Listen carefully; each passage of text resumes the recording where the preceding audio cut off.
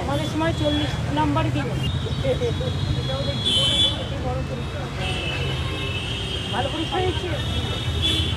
এখন তো অনেক সুযোগ করে দেওয়া হয়েছে, আগে তো নাম্বারই দিত। আমাদের সময় 40 নাম্বারই দিত, এখন তো করে দেওয়া হয়েছে, এখন তো 80-90 মানে গড়ে করে দেওয়া হয়েছে, যাতে হায়ার এডুকেশনের পক্ষে যাতে এরা সব জায়গায় চান্স পায়। আর সিবিএসসি আইসিএসসি বেশি নাম্বার দিয়ে দেয়, কারণ আমাদের ছেলেমেয়েরা যদি ভালো নাম্বার না পায় তাহলে তারা ন্যাশনাল কম্পিটিশানে কী করে যাবে। সেই জন্যই এটা এখন চেঞ্জ করা হয়েছে। যাক, ভালো হচ্ছে শুনে ভালো লাগবে।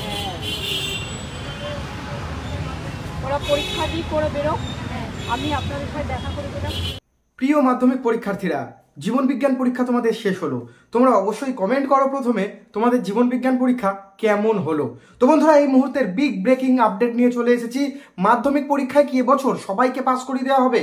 মাধ্যমিক পরীক্ষায়, লিখিত পরীক্ষায় যদি আপনাদের বা তোমাদের 15-র কম পাও, তোমরা যদি 13, 14, 12 এরকম নাম্বার পাও লিখিত পরীক্ষায় প্রজেক্ট বাদে, তাহলে কি তোমাদের গ্রেস মার্ক দিয়ে পাস করে দেওয়া হবে? স্কুল থেকে প্রজেক্টে এবার কত মার্কস দেওয়া হচ্ছে সেটা জানা গেছে। সমস্তটা বলবো এক এক করে। আমাদের চ্যানেলে নতুন হলে অবশ্যই চ্যানেলটি সাবস্ক্রাইব করে দিও, এবং আমাদের ভিডিওটি ভালো লাগলে বন্ধুদের মাঝে প্রচুর পরিমাণে শেয়ার করো এবং ভিডিওর নিচে লাইক দিও। তো চলো বন্ধুরা, ভিডিওটি শুরু করা যাক। দেখো, জীবন বিজ্ঞান পরীক্ষা কেমন হয়েছে কমেন্ট করবে। জীবন বিজ্ঞানে কিন্তু দারুণ নাম্বার ওঠে, তার কারণ জীবন বিজ্ঞানে এমসিকিউ, এসএকিউ এবং ছবি একটা কিন্তু তোমরা কমন পেয়েছো। কালকে যেটা বলেছিলাম কমন পেয়েছো। তো জীবন বিজ্ঞানে ছবিতে তোমরা ছাক্কা নাম্বার উঠবে এখান থেকে, এবং এমসিকিউ, এসএকিউ যদি তোমরা প্রত্যেকটা করে আসো তাহলেও কিন্তু তোমাদের এখান থেকে ভালো মার্কস উঠবে জীবন বিজ্ঞানে। এবং এর সাথে আরও একটা যে ঘোষণা, মমতা ব্যানার্জি আমাদের রাজ্যের মুখ্যমন্ত্রী, তিনি কিন্তু স্কুল ভিজিট করেছিল এবং তিনি কিন্তু গার্জিয়ানদের এমনটাই জানিয়েছে, আগে অনেক কম নাম্বার দেওয়া হতো, এখন তিনি এসেছেন তারপর থেকে বেশি নাম্বার দেওয়া হয়।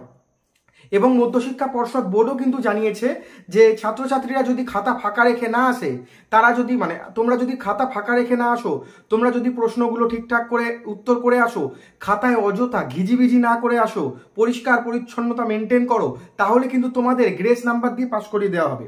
এবং অঙ্ক পরীক্ষা নিয়ে একটা তুমুল বিতর্ক শুরু হয়েছিল। অঙ্ক পরীক্ষার 3টে অঙ্ক কিন্তু ভুল ছিল, ভুল না, সেগুলো সিলেবাসের বাইরে এসেছিল।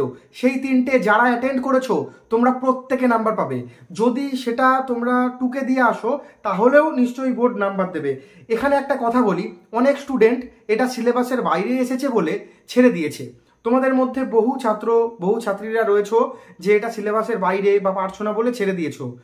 কিন্তু আমি চাইতাম যে বোর্ড সবাইকে নাম্বার দিক, যেহেতু এটা সিলেবাসের বাইরে সবাইকে নাম্বার দিক, কিন্তু বোর্ড অফিসিয়ালি ঘোষণা করেছে যারা অ্যাটেন্ড করেছে তারাই শুধুমাত্র নাম্বার পাবে।